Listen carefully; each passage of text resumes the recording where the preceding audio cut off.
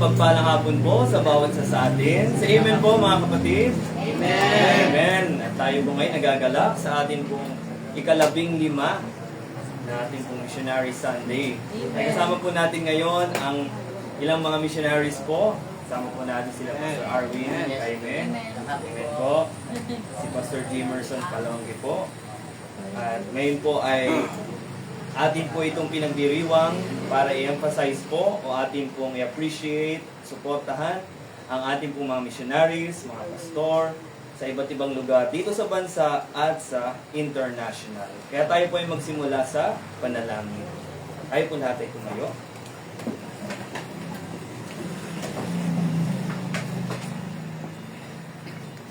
Dakilang Ama, kami po ay lumalapit sa inyo kung trono ng awa at biyaya sa hapon na ito. Bawat isa po sa amin ay nagagalak, pinupuri, pinasasalamatan ka sa lahat ng inyong kadakilaan, kabutihan, at inyong kamay ay nakikita po namin ang milagro, kumikilos sa buhay ng bawat isa sa amin. Nagamit niyo po kami ayon sa inyong kalooban at kami po ay patawarin anuman po mga pagkukulang, pagkakasala namin. Sa hapon po na ito, Diyos, ay amin pong kinagagalak po ang pagdiriwang po namin ng ika-15, Missionary Sunday, upang ikaw po, Diyos, ay mapurihan sa lahat po ng mga gawain kagaya po nito.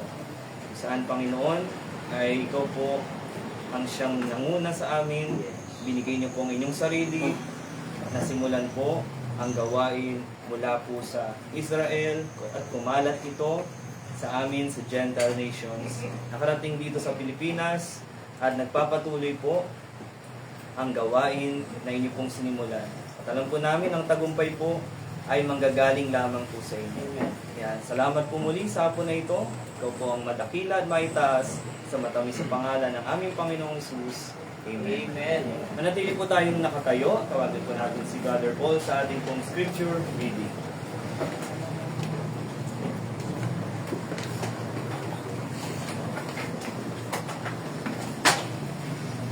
Okay, isang pagpalang hapon po muli sa ating lahat.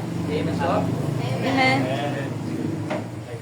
Po, bukulatin po natin ang ating mga Bible sa 2 Thessalonians chapter 2 po. Say amen po pag nakita na po. Amen. Amen. Amen. Salitan po nating basahin. Amen po. Amen. Okay, let's read. Now we beseech you, brethren, by the coming of our Lord Jesus Christ, by our gathering together of the gift, That ye be not soon shaken in mind, or be troubled, neither by spirit, nor by word, nor by letter, as far as that the day of Christ is at hand. let no man deceive you by any means, for that day shall not come, except there come falling away first, that the man of sin be revealed, the son of perdition, Who opposeth and exalteth himself above all that is called God, or that is worshipped, so that he is God seated in the temple of God, shewing himself that he is God. Remember ye not that when I was yet with you, I told you these things? And now you know that without he might be revealed in his time. For the the mystery mystery of iniquity that already worked, only he now letteth to until he be taken out of the way. And then shall the wicked be revealed, and the Lord shall consume the spirit of his mouth, and shall destroy with the brightness of his command of his coming. even him who is coming after the working of Satan with all power, signs, and lying wonders, and with all deceivableness of unrighteousness in them that perish, because they received not persecute, the love, the truth, that they might be saved. For this cause God shall send a strong delusion, that they should believe a lie. They all might be damned, who believe not the truth, but pleasure in righteousness. That we are bound to give thanks always to God for you, brethren, beloved of the Lord, because God hath from the beginning chosen you in salvation, through sanctification of spirit and belief of truth. For until we called you by our gospel, the obtaining of glory of our Lord Jesus Christ. Therefore, brethren, stand fast and hold the traditions which ye have been taught, whether by word or by our precepts. Our Lord Jesus Christ himself, God, and even our Father, which hath loved us, and hath given us everlasting consolation, and good hope through grace. Comfort your hearts and establish you in every word and word.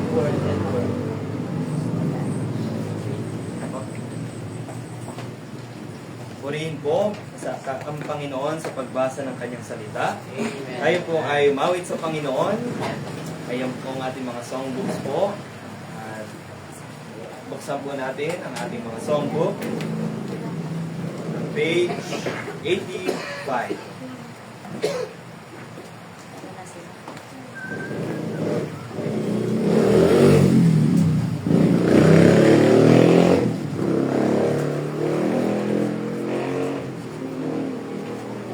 Awit po tayo ng may buong pusong kagalakan. Awitin po natin, Bring Them In.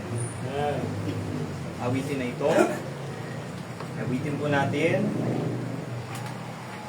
Heart is the shepherd's voice I hear. On first stanza, ready? Sing. Heart is the shepherd's voice I hear. Out in the desert dark and drear. Calling the sheep who've gone astray, far from the shepherd's fold away. Bring them in, bring them in, bring them in from the fields of sin. Bring them in, bring them in, bring the wandering ones to Jesus. Shepherd's guide, help build the wandering ones to find, who'll bring the lost ones to the fold, where they'll be sheltered from the cold. Bring them in, bring them in, bring them in from the fields of sin. Bring them in, bring them in, bring the wandering ones to Jesus. Out in the desert, hear their cry, out on the mountains wild and high. Heart is the Master's speech to thee, go find my sheep where'er they be. Bring them in, bring them in, bring them in from the fields of sin. Bring them in, bring them in, bring the wandering ones to Jesus. Tuloy po natin silang dalhin sa Panginoon. Awitin po natin, Rescue the Perishing, page 145.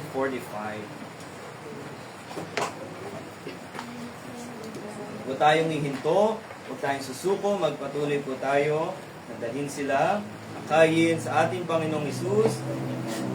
Rescue the perishing, awitin po natin. Rescue the perishing, ready? Sing. Rescue the perishing, care for the dying, snatch them in pity from sin and the grave. Weep for the erring one, lift up the fallen, tell them of Jesus the mighty to save. Rescue the perishing, care for the dying, Jesus is merciful, Jesus will save. Though they're sliding in, still He is waiting, waiting the penitent child to receive. Plead with them earnestly, plead with them gently, He will forgive if they only believe. Rescue the perishing, care for the dying, Jesus is merciful, Jesus will save. Down in the human heart, crushed by the tempter, feel Christ I bury, the grace can restore. Touched by a loving heart, wakened by kindness, hearts that are broken will vibrate once more. Rescue the perishing, care for the dying. Jesus is merciful, Jesus will save. Rescue the perishing, duty demands it. Strength for the labor the Lord will provide. Back to the narrow way, patiently win them. Tell them we're wonder, a Savior has died. Rescue the perishing, care for the dying. Jesus is merciful, Jesus will save. Ito, Panginoon, as we rescue the perishing, we continue sending the light on page 281.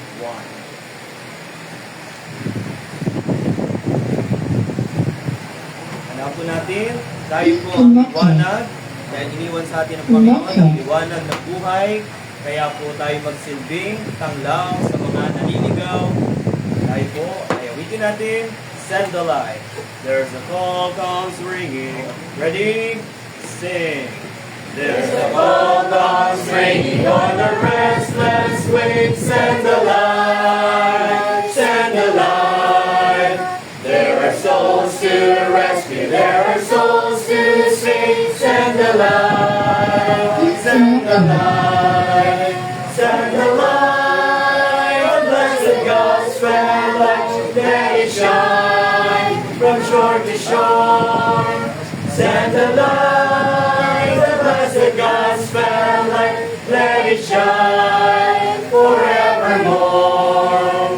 We have heard the Macedonian call today. Send the light, send the light, and a golden offering at the cross we lay. Send the light, send the light, send the light, the blessed gospel light, let it shine from shore to shore. Send the light, the blessed gospel light, let it shine forevermore.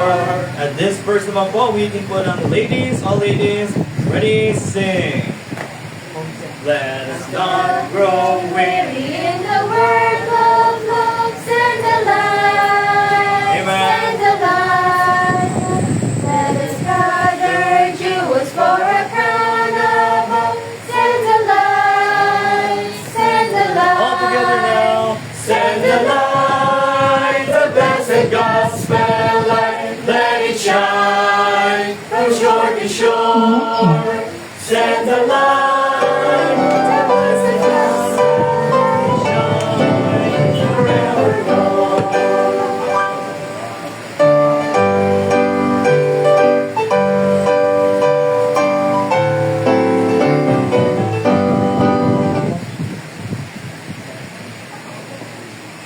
Okay, the last stanza po. Ready po natin. Let me not grow weary. Ready? Sing. Let us not grow weary in the work of love. Send the light. Send the light. Let us gather jewels for the crown above. Send the light. Send the light. Send the light. The blessed gospel light. Let it shine from shore to shore. Send the light, the blessed gospel light, let it shine forevermore. Mari po tayo maupo.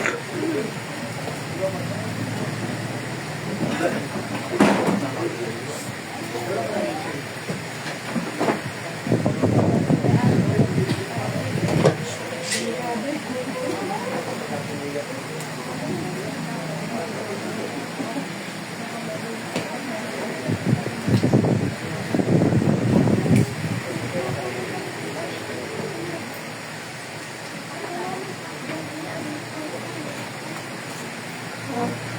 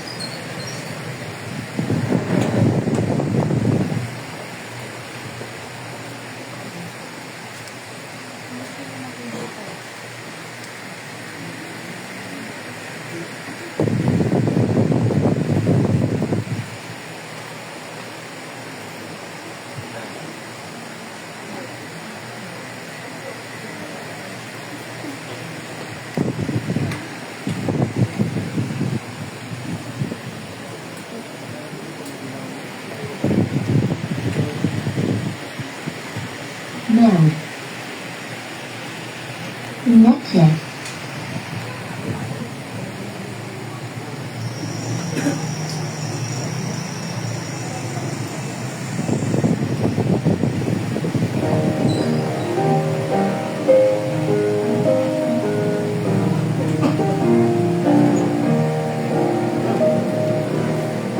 In the darkness, the city are waiting. I'll stand away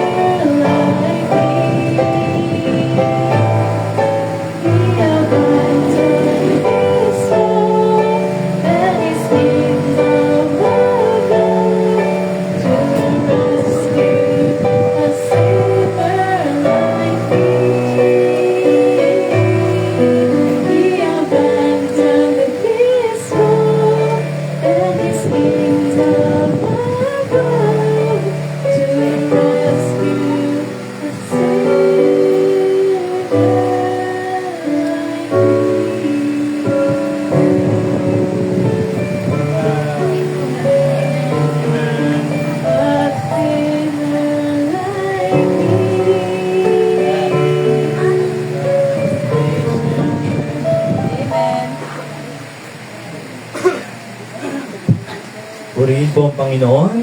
Na tayo po ay naligtas sa biyaya. Hindi po sa gawa. Yan po ang panindigan ng mga Baptist Christians at dala-dala po ng mga missionaries hanggang sa nakarating sa atin at patuloy nating ikakalat.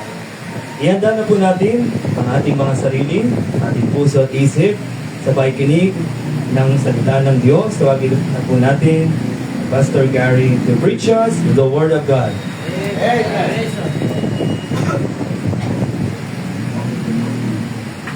Purihin po ang Panginoon sa hapon ito. Mabagyong panahon pero mabiyaya pa rin ang Diyos. Hindi po tayo binagyo ng gusto. Pero medyo malakas yata sa Bicol, ano? Parang may mga nag-evacuate. Sa kanila yung purong baha eh. At dito masasabing purihin tayo, di tayo tinamaan. Pero ibig sabihin, salamat tayo, hindi naman tayo grabe. Pero may marami pong mga lalo dito sa mainit na flood control na yan, ano, hindi matapos tapos. Pero still, nabaito ang Diyos sa atin. Pray natin ating bansa na huwag magkaroon ng civil war. Hindi po po dito ang sagot sa korupsyon.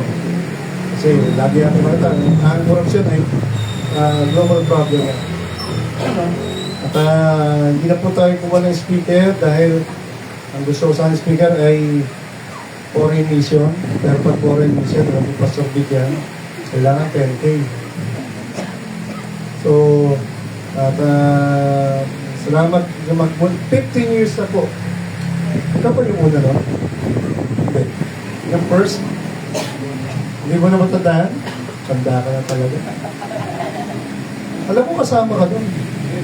Oo. Kaya si Pastor Carlo, wala pa dahil ano pala yun. So, 15 na po yung ating missionary Sunday. At hindi po tayo nagsimula ng mission para pagpalain lang. Hindi po. Kundi ang mission po ay puso ng Diyos. Lahat po tayo ay produkto ng mission. Kung wala hong nag-mission, ay wala hong gawain ng Diyos.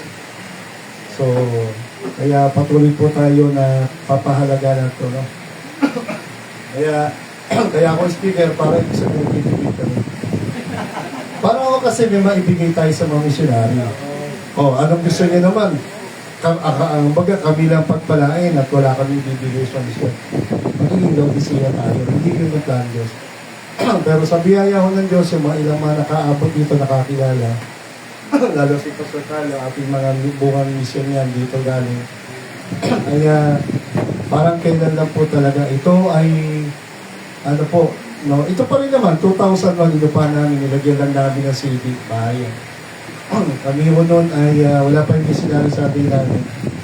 And then kaya nga si preacher siya ang nag-preach kayo ng umaga. No, hindi naman bro isang taon. 9 months lang naman. Tumawag pa. Opo, mga 9 months, Brad, saka nakakita. Ito, wala kayo tambayo ko daw. Kung sa'yo, ang lugar mo. Lagkit. Brad, kami 9 months, ang bait-bait may-ari, hindi kami pinapalagay. Pero ngayon po ay biyaya ho ng Diyos ay may ginamit lang ang Panginoon. Ito po ay nabili na. Ayan, nagpapatayo na sa kabila. Isa po yung nangyari niya. Ito po ay donated na. Kung hindi magbabago yung puso nangyari. Pero donated na po yan.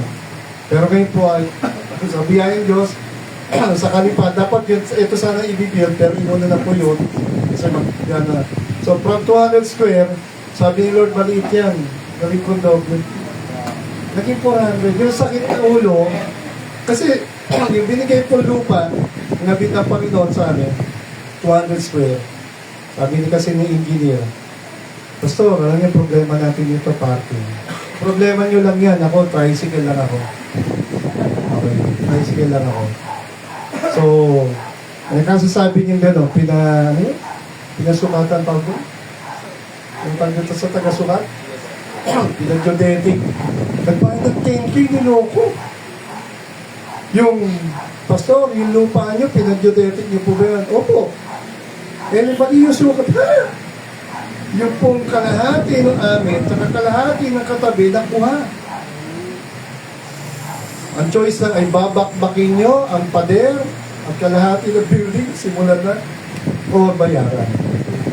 So, yung 500,000 na 200 square, pinabayaran yung katabi ng 850 ba? 850. Kumupulungaw na siya. So, sa biyaya ko ng Diyos ay nabayaran ko. At ngayon po ay ongoing na po yung, tapos sa yung foundation na nasa halos first floor na. Kaya ako na-stop yung building. Kasi nakadalawa yata, 3 sita na. Permit. Lalo ngayon, nagpalit ng mayor, may pit ko. So, ito kita nyo, may permit na yan. May pit ko. Mas may pit ang bagong mayor. Pag-pray nyo po, next year po, ay kung di pa babalik pa, pero pagdating bumalik na ang Panginoon. Ano, gusto niyo pa bumalik na ang Panginoon o madadasan niyo pa yung the big one? Okay? Alam, kahit pa paano naman, sino ba hindi natatakot ng po? Oh, tao pa rin naman tayo, andiyan pa ba tayo? Oh, para kayong hipokrito, ayaw niyo magpakatoto. Hindi po taga, kasi pagka yung sa Manila, Port Gloria, hindi ko naman sana abutan doon sa mga kahit paano nakakaad talaga. No, kaya lang kapayapaan mo na at least ligtas ka. Diba? O, pag namatay tayo, di forever ng happiness na natin. Sige po, tayo ay hindi po katagal. Saan po natin ating mga Bible? In the book of Mark chapter 16. So, Mark chapter 16, sige po, tayo pong lahat ay tumayo. Magbasa po ng ilang talata. Salamat po sa ating 5 missionary. First missionary natin, 5. Ngayon po ay 15 years na po missionary. Hindi tayo makapag-invite ka talaga katulad dati na marami dahil nga po makikot yung lugar. At so pag-pray niyo po, next year, silver anniversary po ng church. So kung kalooban nun ng Diyos, matapos kahit yung first floor, baka doon na po kami next year. Doon na rin po yung missionary sa amin. So pag-pray niyo po, sa biyaya ako na pa sa abodan niya. Mark chapter 15, kung nakita niyo po, basahin natin yung isang talata, chapter 16, verse 15. Kung nakita niyo po, sabay-sabay natin basahin. Ready? And Jesus said unto them, go ye into all the world, and preach the gospel to every creature. Amen. Lord, salamat po muli, Ama, sa gabi ito. Salamat po sa dakilang biyaya ng kaligtasan. Ikaw po ang dakilang misyonero na bumaba sa lupa, na naging masunurin sa aming Diyos, Ama. Salamat, Panginoon Jesus, sa inyong pagpapakababa. Salamat sa inyong pagpapakumbaba. Salamat sa inyong pagiging masunurin, sa inyong pagsasakripisyo. banal at dakilang pag-ibig na kaya ngayon ay meron na pong tunay na kaligtasan. Isang masaganang biyaya, awa ang aming natanggap sa inyo, na hindi lang ang mga planong pangako niya ay puro panlupa, ito rin ay pagwalang regalo ng kaligtasan, regalo ng maayos sa buhay, binagong buhay, patuloy niyo nililinis, yutuan, pinagpapala, nangangarap, nangangalangin, higit sa lahat, Lord, ay tulungan niyo kami magmahal sa mga kalwa, magmahal sa misyon, magmahal sa mga misyonero, at patuloy pa, Lord, pakita namin na hindi madali ang mga kalooban niyo, pero bawat pangungusap niyo, bawat pagtuturo niyo sa amin, bawat hamon niyo sa aming buhay, help us to be like you, Lord. Help us to really submit and really sacrifice the things, lalo na yung aming mga sarili. Sabi nga ninyo, Panginoon, not as your will, but let the Father's will be done in our lives. Tulungan niyo kami, Lord, araw-araw ay suriin, siyasatin, linisin, hamunin yung aming buhay. Maraming tukso, pag-ibong, maraming pagsubok, maraming alalahanin sa mundong ito, maraming mga bagay na makagagambala, mandadaya sa aming puso't isipan, lalong gadget, Panginoon, tulungan niyo kami. Ito ay gamitin namin para sa kapurihan niyo, hindi kami madaya ng Diablo sa mundong ito, at makita namin lalo ang mga bagay na walang hanggan ang mga kalooban ito. Palaging sa ito niyo, salamat sa aming mga pamilya misionero na kasama namin niyo sa hapong ito. Ikaw po magpala, mag-usap sa hapong ito. Gagawin niyo po batsa, maging ang dalang espiritu natin mag-usap, magturo, at patuloy po ikaw madakila. At habagan niyo ang aming bansa, ang mga inabot ng bagyo, habagan niyo rin po ang mga kaguluhan sa buong mundo na nagaganap. Kaya ating pamuli, pasalamat, lalo po ang mga nalindol naming kababayan, habagan niyo sa kanilang mga lugar, sa kanilang mga titira, sa kanilang mga temporary shelter, ay kapagan niyo po sila. Kaya ating pasalamat pamuli sa ating ito, sa matamis sa pangapansin. Salamat po mga pagkakas.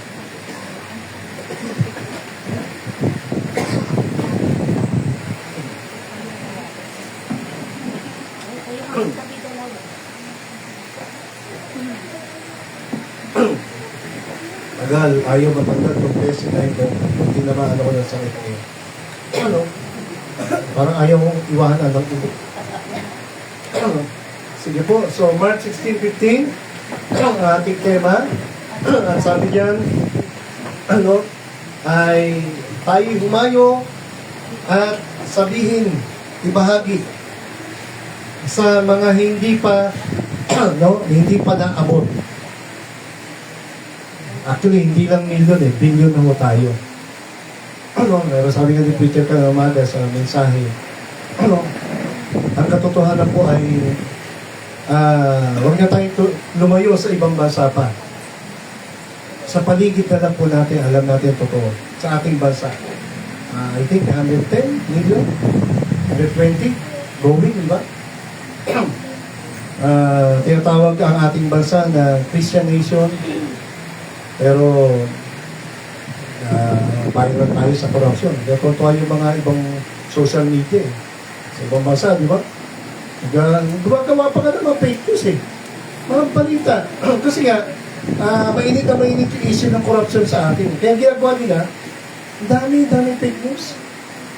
So, ginagawa natin dyan, yung katotohanan po ay makita natin ating bansa ay sabi nga ni Senador Miriam Defensor, naalala ko yun, isang magaling nating senadora, sabi niya ay bigyan pa daw siya ng isang buhay ng Diyos at ipapa-imbestiga daw ng isa-isa. Corrupt na ba official? Wala tayong ganun ngayon. Wala tayong matapang na Miriam Defensor. Kaya tayo na sana bigyan pa tayo ng Diyos ng matatapang na mga politiko. Pero tayo po ay nakapokus sa mga kalwa sa paligid. And at the same time, hindi lang tayo nakapokus sa mga kalwa sa paligid. Siyempre, hindi naman tayo nakakarating sa ibang bansa at buong Pilipinas.